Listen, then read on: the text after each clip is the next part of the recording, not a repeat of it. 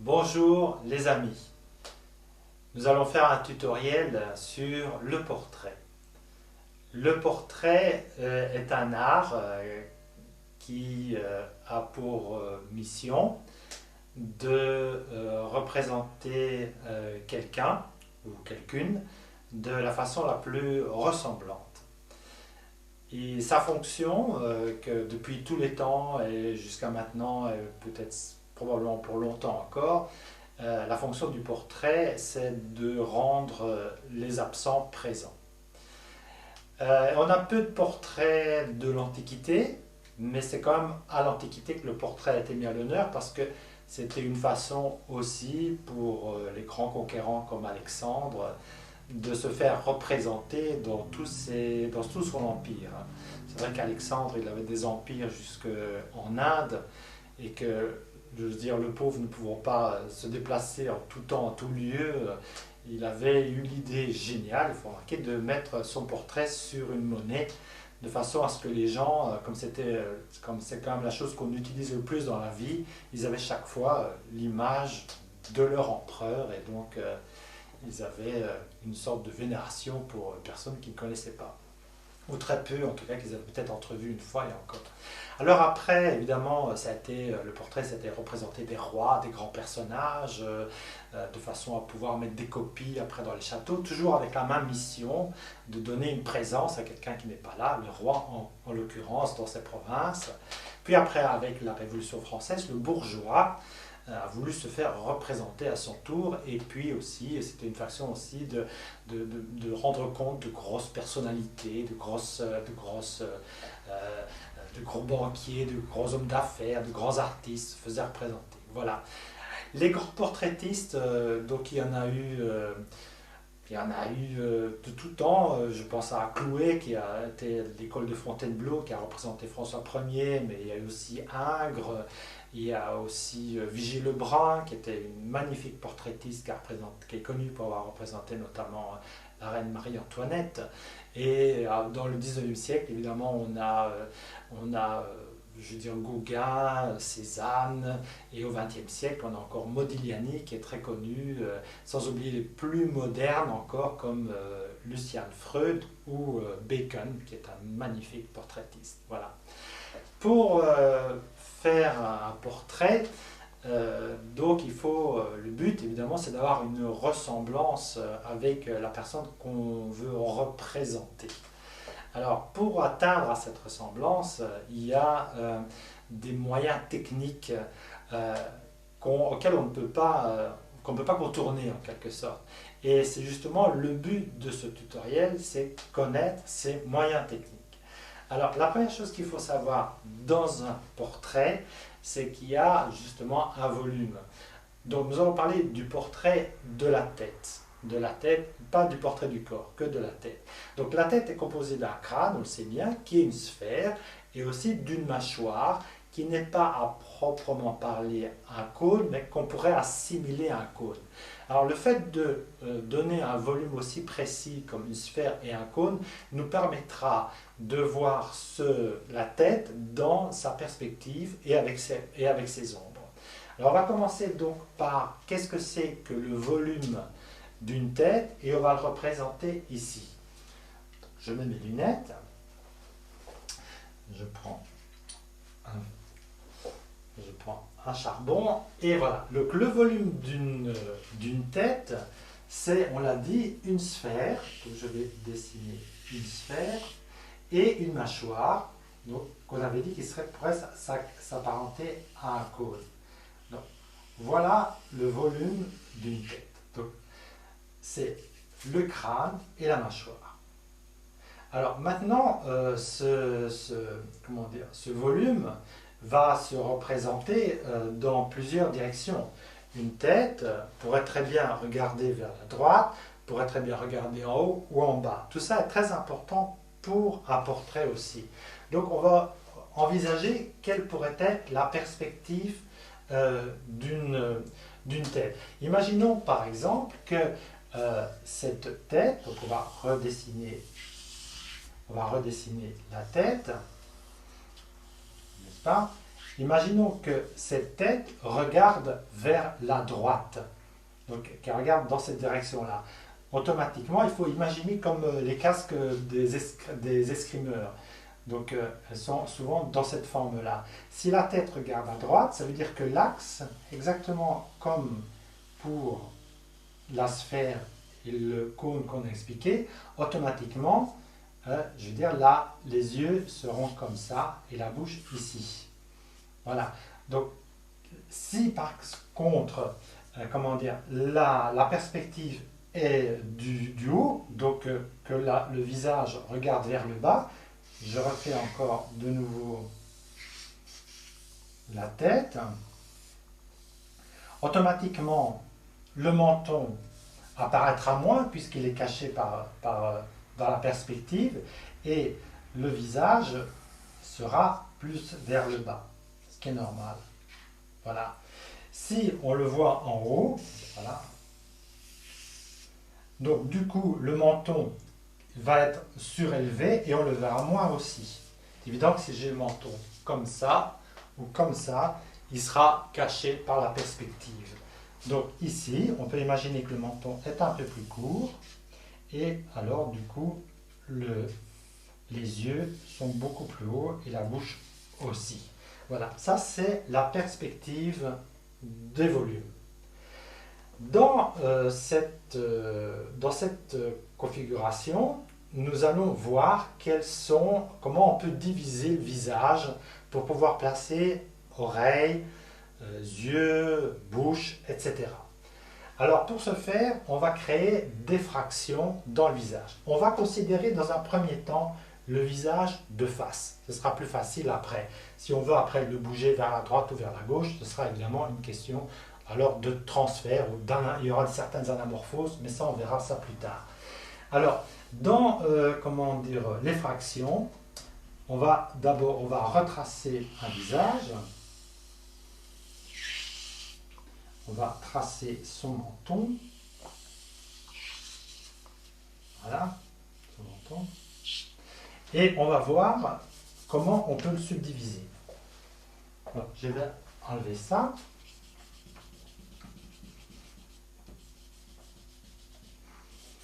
Voilà.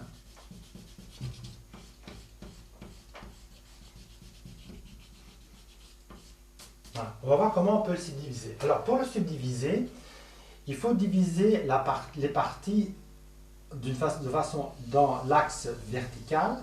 Il faut les diviser 1, 2, 3, plus un demi-tiers, donc un sixième.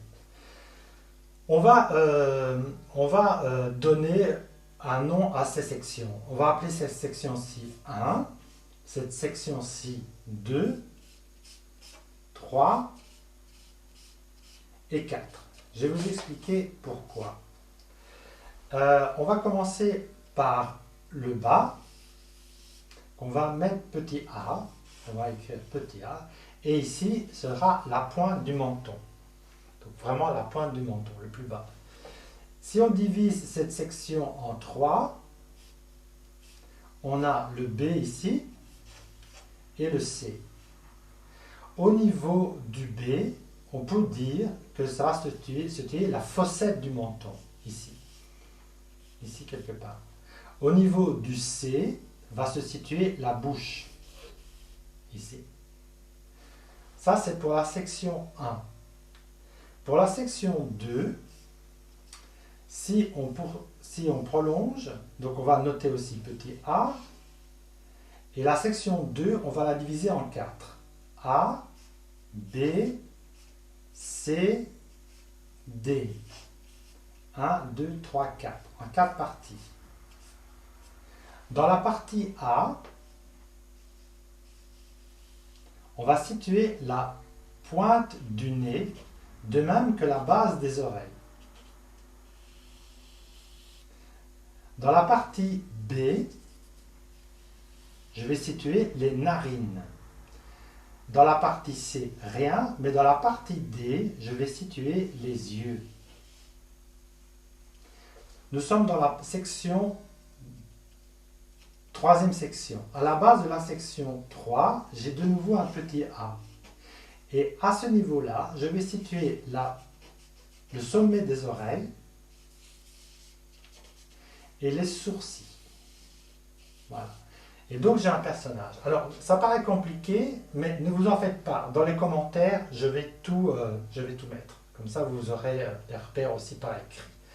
Donc voilà notre personnage. Quand nous sommes dans la section 4, on peut resituer un petit A, ici. Nous sommes à la pointe des cheveux qui sont ici. Et donc voilà, on a un personnage. On a les sections verticales. Il nous reste à mettre les sections horizontales. Donc c'est un peu comme des coordonnées mathématiques en quelque sorte. Et évidemment, tout le monde, tous les visages ne sont pas sur ce modèle-là, mais ils s'en approchent tous. Évidemment, il y a des gens qui auront peut-être des nez un peu plus longs, une bouche un peu plus basse, un menton plus carré, des yeux plus rapprochés, pas de cheveux, comme moi par exemple aussi, ou trop de cheveux avec la base de cheveux beaucoup plus basse, et il y a des gens qui ont un front beaucoup plus petit. Tout ça, évidemment, c'est ce qui va créer justement la ressemblance que vous voulez donner au personnage que vous dessinez. Donc ici, nous avons toutes les correspondances verticales. Maintenant, les yeux, pour les situer, il y a aussi une moyenne. On va donc créer les correspondances horizontales. Donc on refait le même schéma. On refait de nouveau la tête et le menton. Alors on a dit que donc le nez était ici. Attendez, je vais refaire. Donc 3,5. Donc on a dit que la pointe des cheveux était ici. On a dit que les sourcils, la pointe des cheveux est ici, les sourcils sont ici, les yeux, n'est-ce pas, la pointe du nez, la pointe du menton et la bouche. Voilà, hein, donc je resitue la même chose qu'ici. Donc on a les oreilles, on a dit les oreilles de toute façon elles sont au bord du visage, elles viennent jusqu'ici. D'accord? Maintenant, où situer de façon les correspondances horizontales? Alors, si on veut donner une idée, on va diviser la ligne de correspondance horizontale en 5. Alors, je vais tracer les médianes.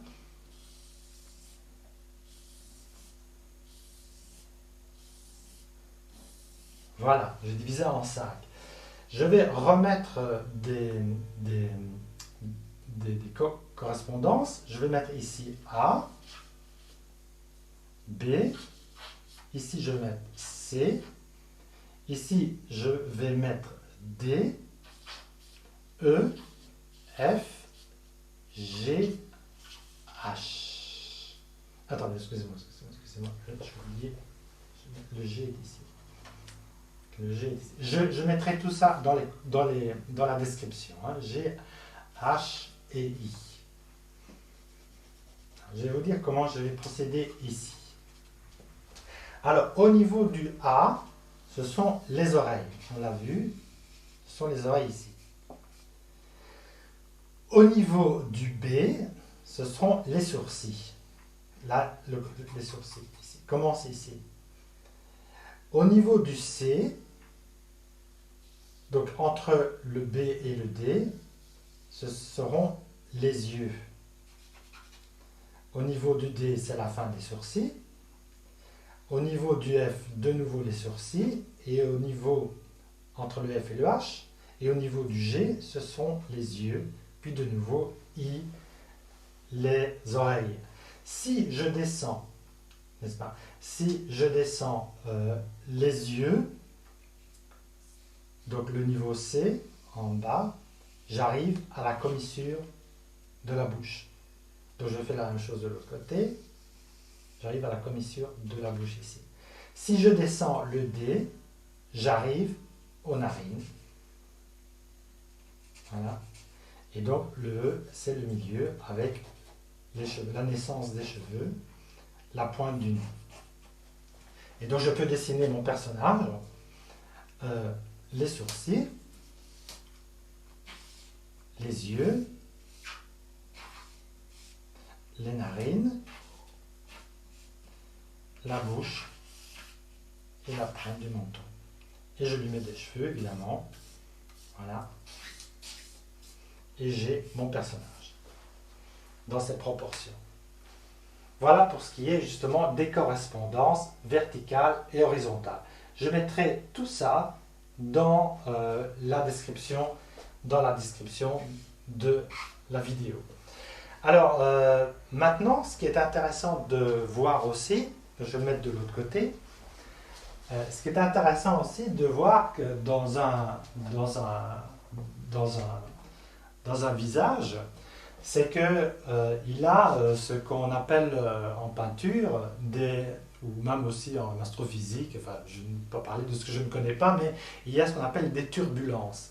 C'est-à-dire que le visage, son énergie, ce qui vit, sa respiration, toutes ses émotions, se marquent sur le visage, se dessinent sur le visage, créent des rides, des expressions. C'est très important aussi à en prendre conscience, parce que la ressemblance que vous voulez marquer d'une personne, ça se marquera aussi dans ce qu'il a vécu.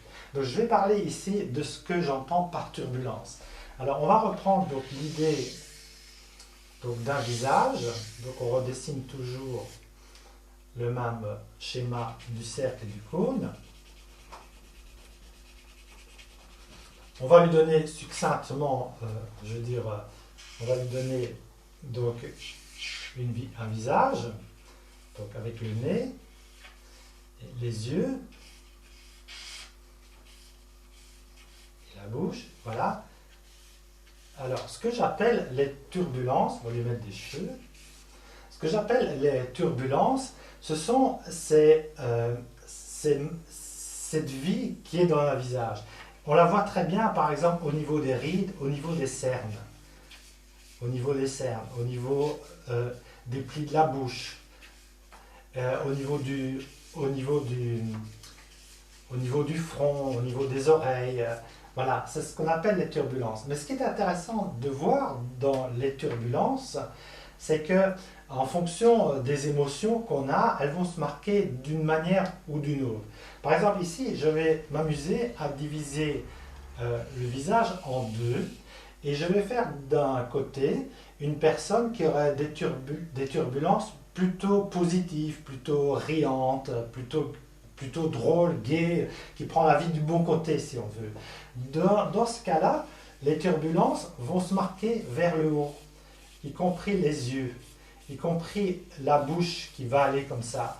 Il va y avoir comme une sorte de poussée vers le haut. Et voilà, donc les yeux vont monter, le nez aussi, la narine va monter, tout va aller vers le haut. Par contre, si une personne a plutôt une tendance à voir les choses du côté négatif, triste, mélancolique, on va voir que ces turbulences vont aller bizarrement vers le bas. Il va y avoir quelque chose qui va descendre, des rides qui vont descendre. Même la bouche, d'une certaine manière, va descendre. Alors donc ici, si vous voulez voir, vous avez un personnage qui serait plutôt triste, et ça va se marquer avec l'âge, ça va descendre de plus en plus. Et ici, un personnage qui est plutôt riant, qui voit la vie du bon côté, etc. Et donc vous voyez qu'automatiquement les traits vont vers le haut. Alors ici on voit bien la différence. Évidemment, dans une vie, je ne vous apprendrai rien en vous disant qu'on a des hauts et des bas, on a des moments qui sont particulièrement heureux, et des moments où on peut avoir même des drames ou des situations qui sont très difficiles à vivre. Et tout ça se marque sur le visage, parce que si quelqu'un était évidemment totalement joyeux, ben, tout serait complètement soulevé. Mais il y a des gens qui le sont, qui sont naturellement heureux, et on peut voir que tout leur visage est soulevé. Puis il y a des gens qui sont d'un naturel triste, mélancolique, et on peut voir que le visage a tendance à descendre vers le bas. Donc voilà, donc ça c'est très important aussi en tenir compte quand on fera un portrait. Une dernière chose que je veux faire toujours par rapport au portrait, donc quand vous dessinez quelqu'un, vous le dessinez dans un espace qui est éclairé, parce que s'il faisait tout noir, vous ne verriez pas cette personne. Alors l'éclairage, évidemment, il peut y avoir plusieurs sources d'éclairage, mais il y en a toujours une qui sera dominante. Et c'est celle-là qu'il faut tenir en compte en premier. Et donc l'éclairage peut jouer un grand rôle dans la façon dont vous allez peindre quelqu'un. Il y a beaucoup de portraitistes, que ce soit des photographes comment dire, ou des peintres ou des dessinateurs, qui travaillent sur les éclairages, qui les mettent d'une certaine manière. J'ai vu de très beaux portraits de Freud, par exemple, ou Lucien Freud, donc un grand portraitiste, où il met carrément l'éclairage au-dessus de la tête et ça fait donne un effet incroyable. Il peut y avoir des effets rasants, l'éclairage peut être plus doux, plus fort. Mais ici, je vais vous montrer justement l'importance de l'ombre sur un visage. Donc je redessine un visage, je vais le dessiner directement. Donc avec ses particularités, ses yeux, son nez, sa bouche, d'accord? Et imaginons maintenant que l'éclairage vienne justement de sa gauche, ici, il est évident que ce sera cette partie-ci qui sera particulièrement sombre. C'est normal. Et c'est les arêtes du nez ici qui seront plus marquées que l'autre, la bouche ici, l'ombre ici qui viendra ici.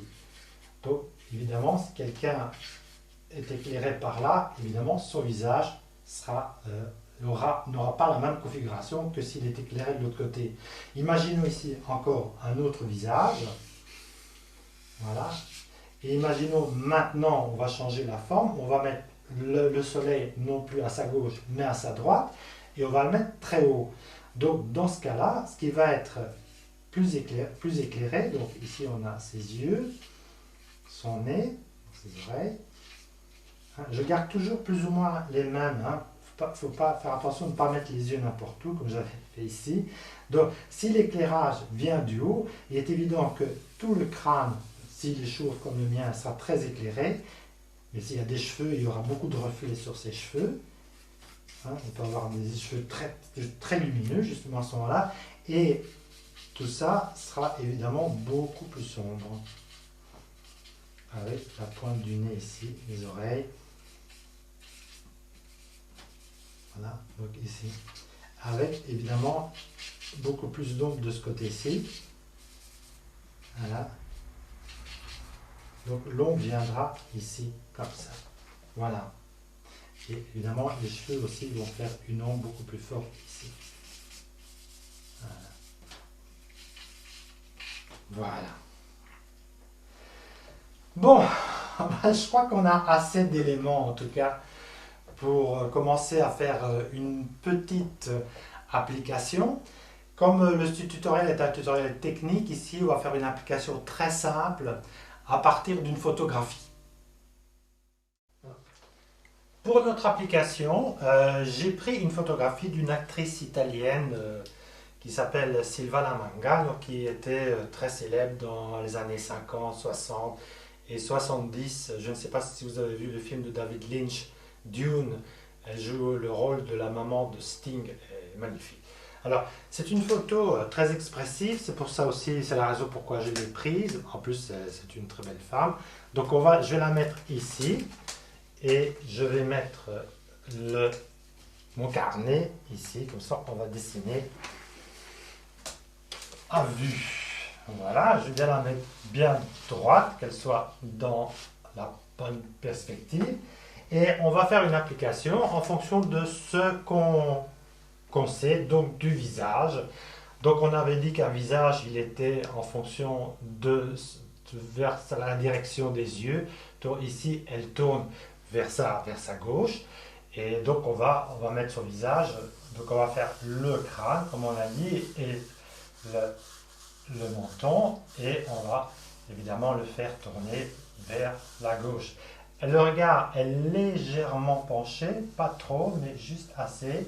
Donc voilà, on a déjà des éléments qui nous permettent de travailler sur la perspective. On va, à partir de ça, je vais travailler, on connaît les fractions, les correspondances, donc allons-y.